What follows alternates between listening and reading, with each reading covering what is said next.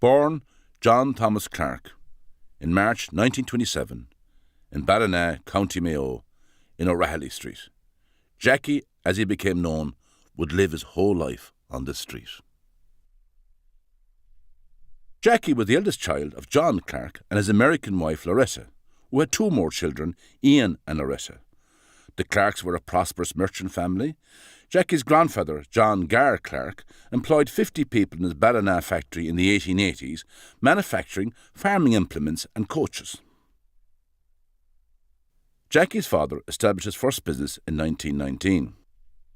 After his marriage to Loretta Gallagher, whom Jackie described as the brains behind the business, they expanded his barber and newsagent shop with a bakery, a milk pasteurising plant, an ice cream parlour, in addition to an auctioneering firm. It was little wonder that John earned the nickname Jack of the Seven Trades. John Clarke was a peace commissioner and an urban district councillor, and was considered by some the unofficial mayor of Ballina. He was a well-travelled man, having visited the US and Germany in the 1930s.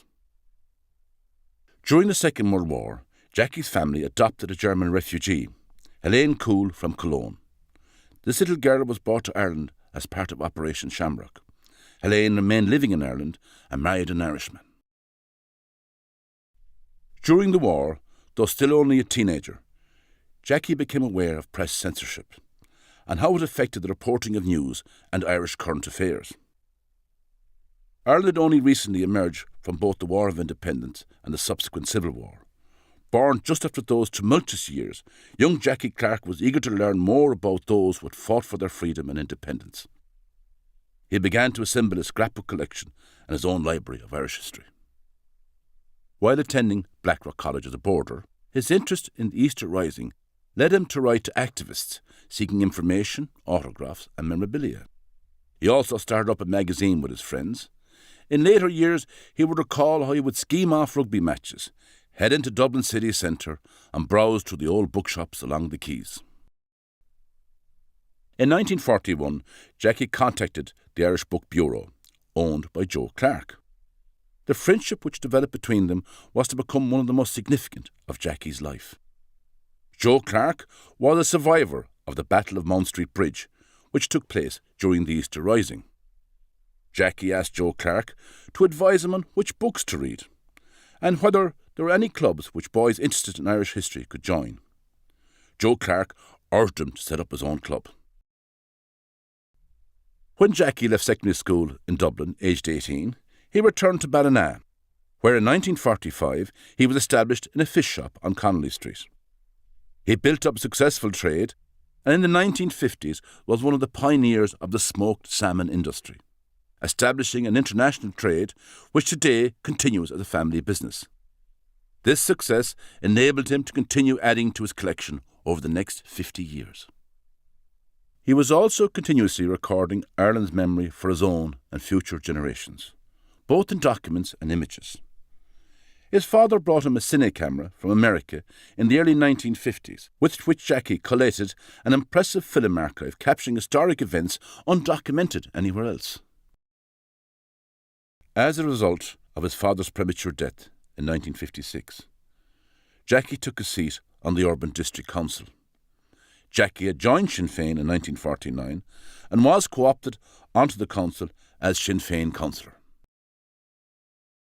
In 1965, Jackie met Carlow woman Anastasia Smith, known as Anne, who had come to Ballina to work in Powers, a local bookmakers. Her temporary stay in town was extended, much to the delight of her landlord, Jackie Clarke. The couple were engaged in August 1965 and were married that October. They had 5 sons, John, Joe, Dara, Kevin and Peter. Continuing his education was of paramount importance to Jackie. He was a member of a number of organisations promoting the Irish language. He would cycle to the Belmullet Gaeltacht to perfect his own spoken and written Irish.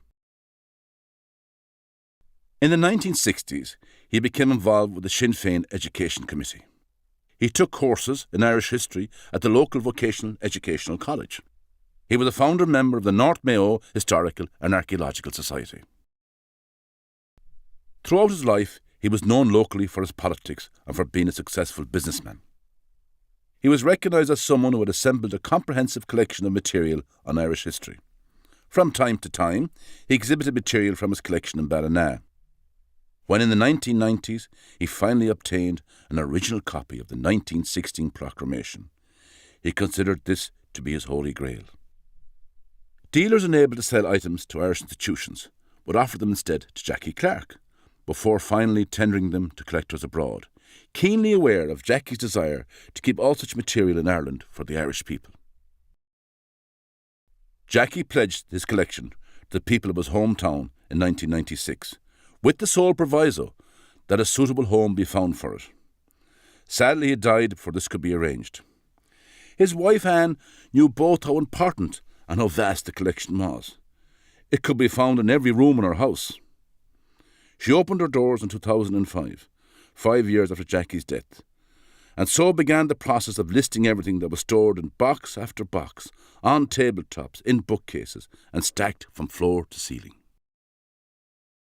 As each box was opened and each parcel unwrapped, treasure after treasure was revealed in the form of rare books, manuscripts, photographs, legal papers, pamphlets, handbills, newspapers, autograph books, news sheets, circulars, reports, letters, periodicals, cartoons, maps, minute books, theses, articles and proclamations. In 2007, Mayo County Council purchased a landmark building, the former provincial bank in Ballina, on the main street of the town, to house this outstanding collection.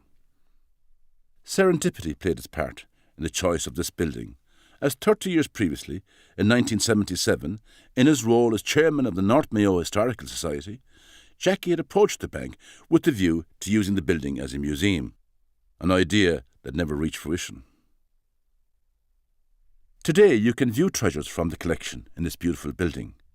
You can learn more about the man behind the collection, scan through some of his newspapers, flick through his posters, read some of his books, find your town on one of his maps, and continue Jackie's work of collecting Ireland's memories by adding your own. We hope you'll enjoy your visit.